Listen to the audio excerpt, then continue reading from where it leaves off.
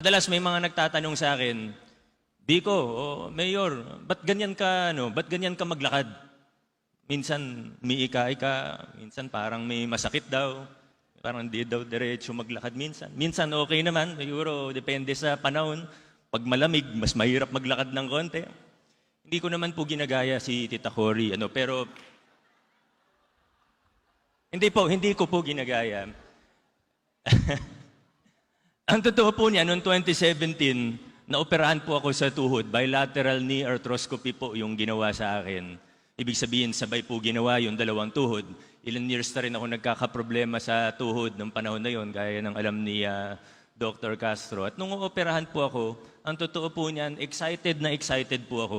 Kasi siyempre, nasa isip ko, pag naoperahan na ako, dire-diretso na to. Makakapag-basketball na ako ng maayos. Makakatakbo na ako ng mabilis. Makakatalon na ako ng mataas ulit. Gaya ng dati. Inoperahan po ako. Naging successful naman po ang aking operasyon. Mamaya magkikita nga kami ng doktor ko na si Dr. Gario Femio. Pero ang siguro hindi ko na-realize noong una ay yung operasyon. Drastic yun. Mabilisan yun. Yun yung unang bahagi ng road to knee recovery. Meron pa palang pangalawang yugto yun, na yun yung knee strengthening. Na kailangan ko pala mag-stretching araw-araw. Kailangan ko mag-gym ng 3 times a week. At nung una, nasimulan ko po yun. Mga 3 buwan, napakasipag ko. Araw-araw may ginagawa ako para sa knee rehab. Nagte-therapy po ako araw-araw. Pumupunta ako sa doktor ko regularly. Sa kasamaang palad, ay medyo na-distract tayo ng konti. Tumakbo ko para mayor noong 2018. Hindi ko na ituloy yung therapy, yung rehab ko. At yung nangyari po sa tuhod ko, at ganoon naman po kahit sino, magka-operasyon, mag-rehab, magte-therapy, ganoon po talaga. May first phase, yan yung mabilisan. Yun yung exciting part. Pero meron palang pangalawang yugto na ito na po yung strengthening. Hindi siya kasing sexy na part. Hindi siya kasing exciting na part. Yung pag-ayos ng mga bagay-bagay. Yung araw-araw na kailangan magpursige. Hindi na yung malalaki yung pinag-uusapan, hindi na yung biglaan. Everyday kailangan mag-improve. Everyday kailangan may gawin tayo. Wala pong pinagkaiba sa pagpapakilala ng tunay at malalimang pagbabago sa isang lokal na pamahalaan. Yung first phase, lahat excited, lahat masaya. Yung first phase, yan po yung operasyon. Mabilisan natin na ipakilala. At nagtagumpay po tayo. Yung first phase, 2019, binasag natin yung mga lumang kalakaran. Yung SOP na 20-30%, hindi ko alam kung ilan % ng mga kontrata ng lokal na pamahalaan. Tinanggal natin yun. Ang laki ng natipid natin, agad-agad, ng dating napupunta sa korupsyon. Yung sistema ng pagbibigay natin ng serbisyo. Binasag natin yung lumang estilo, lumang pamumulitika na tradisyonal na pagkakampi, ganyan, pagkakalaban, matakot ka dapat, hindi ka makakatanggap. We succeeded. Ngayon po, nandito naman tayo sa ikalawang yugto ng pagbabago sa lungsod ng Pasig. Yung mga mahe-headline, tapos na po tayo doon. Yung mga pwede nating isigaw at ganun. Tuloy-tuloy pa rin po. Hindi naman po natatapos yan.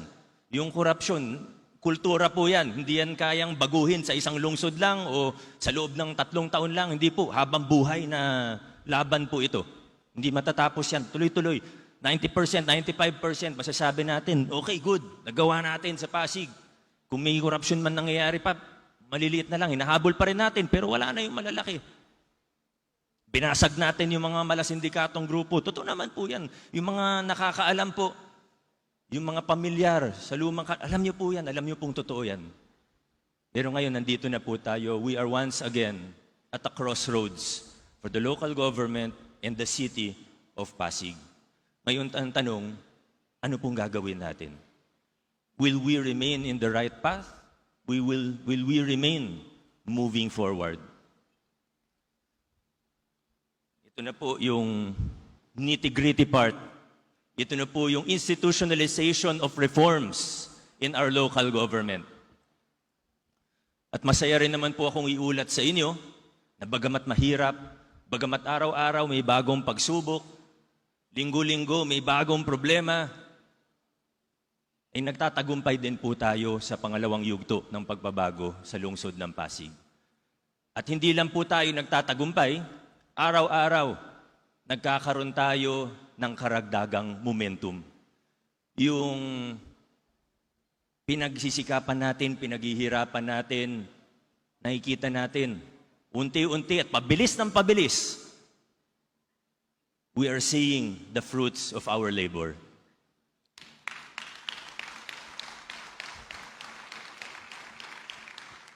Ngunit, ayun nga po, kung successful sa phase 1, successful ang umpisa ng phase 2, ang totoo po niyan, gaya ng pag-opera sa tuhod ko, pag successful ang phase 1 mo, marami ka rin ma-expose.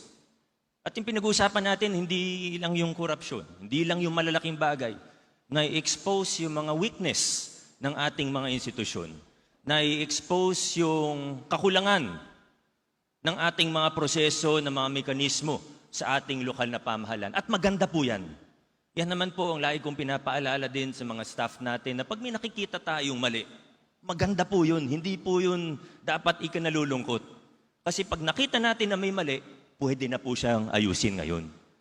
Pag hindi natin nakita, hindi natin pwede ayusin. Yan po ang framework natin moving forward. At yung report ko, pasadahan ko lang po ito. Mas importante po, para sa akin, mas importante na nakukuha natin, nagkakaisa tayo, we are all on the same page when it comes to, yung theory of change natin, yung framework natin sa pagsulong, sa pagbabago. Marami na tayong ginawa sa lungsod ng Pasig. Mula sa politika hanggang sa paggugobyerno, marami na tayong nagawa dito na noon sinasabi ng mga tao ay imposible. Maraming sinasabi na imposible pero napagtagumpayan natin. Ganun pa rin po ang gagawin natin sa susunod na mga taon. So ang framework po natin, phase 1, pakilala ng pagbabago, yung mabibigat, yung radikal, yung ginawa po natin noong 2019. May makikita kang weakness, may makikita kang kailangan ayusin para institutionalize. We institutionalize, we build, we make it stronger. We build upon what we've started. We go through the process again.